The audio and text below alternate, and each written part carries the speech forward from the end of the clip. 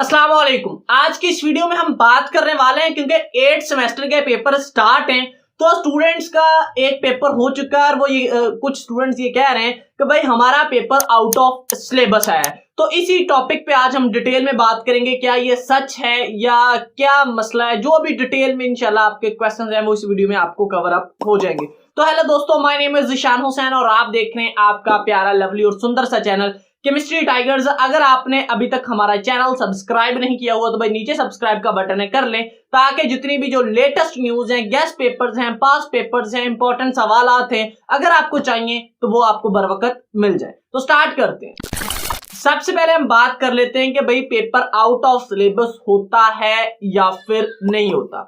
याद रखें कि लास्ट ईयर जो 8th सेमेस्टर के पेपर्स हुए थे उसमें भी आउट ऑफ सिलेबस बहुत ही कम आया है, बहुत ही कम है। उसकी रीजन देखेंगे। उसकी रीजन ये है कि सिर्फ अब फाइनल पेपर में आपको 4 क्वेश्चंस दिए जाते हैं, सिर्फ 4 क्वेश्चंस दिए जाते हैं, 1, 2, 3 और 4। सिर्फ 4 सवाल देने के साथ वो अब देखें सिर्फ 4 लाइनें लिखनी है। ज्यादातर जो क्वेश्चंस होते हैं वो सिर्फ 4 ही होते हैं, 20-20 नंबर के। सही है। तो भाई ये पेपर आमतौर पर जो है वो नया ही बनाया जाता है और ये आउट ऑफ सिलेबस आम तौर पर नहीं होता। लेकिन लास्ट ईयर जो है जो 8वां सेमेस्टर उसमें BScs और BSIT के पेपर कुछ आउट ऑफ सिलेबस आए थे। ठीक है, अगर आउट ऑफ सिलेबस आए तो भाई आपने फिर भी कुछ नहीं छोड़ना, आपने कुछ ना कुछ लिखना जरूर है। ब्लैंक पेपर अगर आप छोड़ देंगे तो भाई आपको नंबर फिर 0 ही है, लेकिन अगर आप कुछ ना कुछ लिख देंगे तो आपके कुछ ना कुछ तो नंबर आ जाएंगे। ठीक है जी।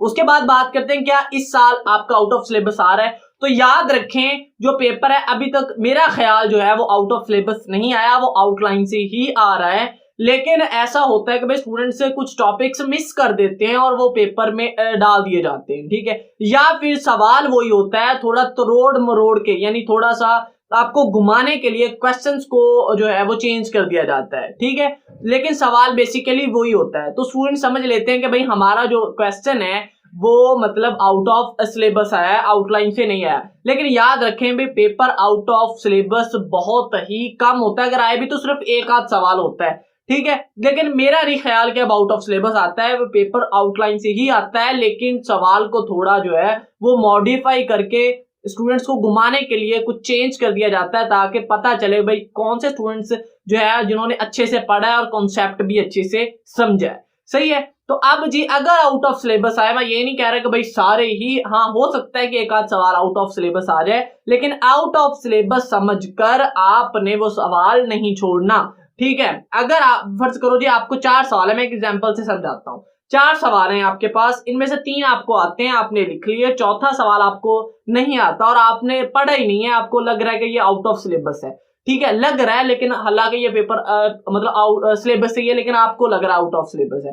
ठीक है, तो अब आप क्या करेंगे, इस सवाल को छोड़ेंगे नहीं। आप बेसिकली क्या करेंगे कि इसके रिलेटेड आपको कुछ भी आता है वो आप लिख देंगे। इसमें मैंने डिटेल में वीडियो बनाई हुई थी। ठीक है, कि आपको बेसिकली पेपर लिखना किस तरह चाहिए। ठीक है, मैंने डिटेल में लास्ट वीडियोस बना चुका हूं, अगर आपको चाहिए तो वो लिंक मैं डाल दूंगा डिस्क्रिप्शन में, वो भी देख लीजिएगा, या फिर आप प्लेलिस्ट में जाके ढूंढ सकते हैं। ठीक है जी। तो आपने अगर वो सवाल छोड़ दिया तो आपका नंबर 0 है, लेकिन उसके रिलेटेड कुछ ना कुछ आपने लिखना है। ठीक है, जो भी आपको समझ आ रहा है उसके रिलेटेड कुछ भी लिख दें। और एक बात इंपॉर्टेंट है कि ये ना हो कि आपने सिर्फ 1 पेज लिखना है, उसके रिलेटेड जो आपके माइंड में आता जा रहा है वो आप लिखते जाएं, क्योंकि भाई जब पेपर चेकिंग होती है तो सारा पेपर बिल्कुल भी नहीं पढ़ा जाता। आपको भी पता है कि 4-5 पेजों से आइडिया लग जाता है कि ये स्टूडेंट लायक है या फिर नालायक है। तो इसीलिए आपको जो सबसे इंपॉर्टेंट आता है सवाल और जो बहुत अच्छा आता है वो ही आपने पहले लिखना है। ठीक है, तो अगर आपको ये वीडियो अच्छी लगी तो वीडियो को लाइक कर दीजिएगा, चैनल को जरूर सब्सक्राइब कर लीजिएगा। मिलते हैं अगली वीडियो में, तब तक के लिए अल्लाह हाफिज।